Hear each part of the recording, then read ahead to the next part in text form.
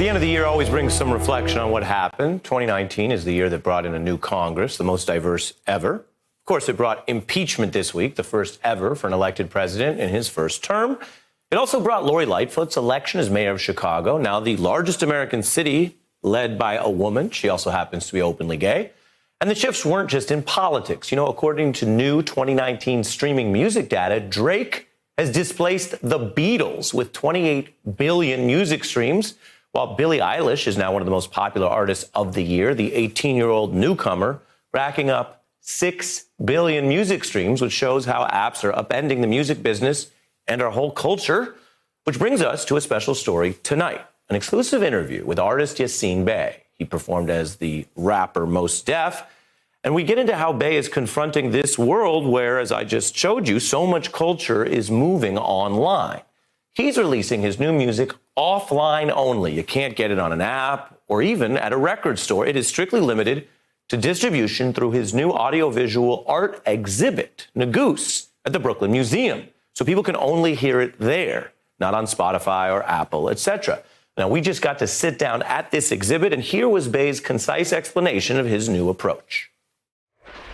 My proposal, so to speak, is that art is not just, or fine art, to use a phrase, is not limited or restricted solely to what you can hang on a wall, or that it includes music as well. I had a strong feeling that it needed to be a more dynamic experience than simply downloading it from, you know, a device. And it's a meditative, reflective sort of experience. Experience. There are, of course, many ways to experience culture and others' experiences. And this exhibit certainly does slow you down into really focusing on the music and art. You see Yasiin here when he showed us around. We also discussed some of his work, including his iconic album, Black on Both Sides, which has many political themes relevant today. Can I read a little mathematics? Okay. Or do you want to read? I hate the way you convey this one. It's a numbers game, but shit don't add up somehow. Like, I got 16 to 32 bars to rock it, but only 15% of profits ever see my pockets. 16 ounces to a pound, 20 more to a key. A 5-minute sentence hearing, and you're no longer free. Here's some observations there.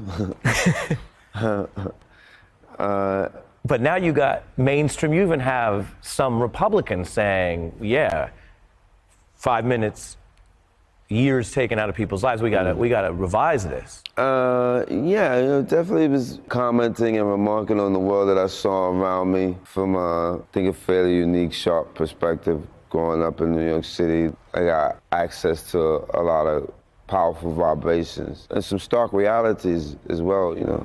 A very singular type of experience, to say the least. Music can open our eyes to other people's experiences. I think we all know that. I got to ask Bey about another one of his famous tracks from that same album, which pushes listeners to try to enter the experience of a successful black man who finds racism warp as he becomes more prominent. The double standards don't defer to his success, but just reposition around it.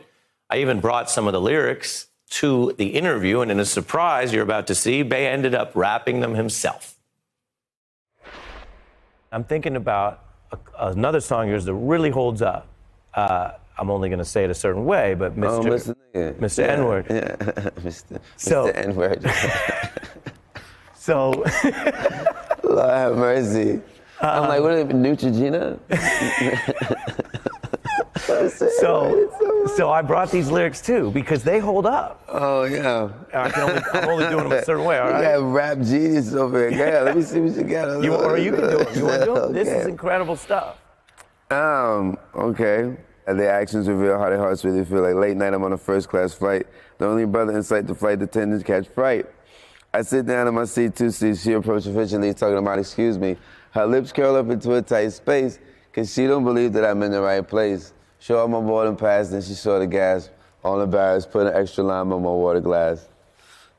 An hour later, here she come by walking past. I hate to be a pest, but my son will love your autograph. Yeah, that's pretty funny. It's based on actual experiences. But you know, It's very interesting. It's a quote from a childhood friend of mine. It says, black, it's white, it's money. It's all unequal. The adjectives can never be nouns. We are the people.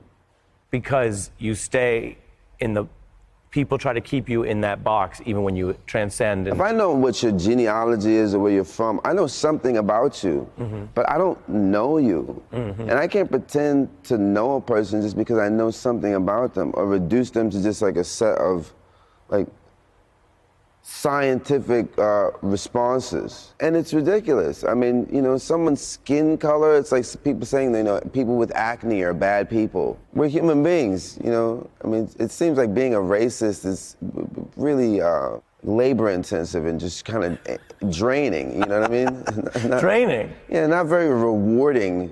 I don't see a lot of joyous racists, you know what I'm saying? Or like, hey, let's go hate today. They're not right. Even when they have the tiki torches, they don't seem they just don't really seem like they're generally having a really good time. Yeah. Well, you know, they say that's the difference between if you're ever at the hardware store, if someone's getting like 4 tiki torches, that's a dinner party. But if you see them buying like 20 tiki torches, that's like an anti-Semitic, anti-black hate rally. They're just sad. They're just sad. That's how you know if it's too many. It's too many torches. What are you guys up to? What are you doing later? Too many tiki torches. Watch out for that. Now, finally, I got to ask this famously conscious musician about today's political moment, and he had a response that after this long week and maybe this long year marks something of our last word tonight. A lot of people in America are obviously dispirited about leadership in government, politics. And do not be dismayed. You know, you are here. So there's an opportunity to do something beautiful today. So be great today. As great as you can, you know, personal best. You know, be, as that it says in the poem, The Desert Dorada, be cheerful, strive to be happy. It's you know, life, you know, that old life is what you make it. So darling, my dear, try and make it. I know that you can. Hey, I'm Ari Melber from MSNBC. You can see more of our videos right here, or better yet, subscribe to our YouTube channel below. You could have been anywhere in the world, but you're here with us, and we appreciate that.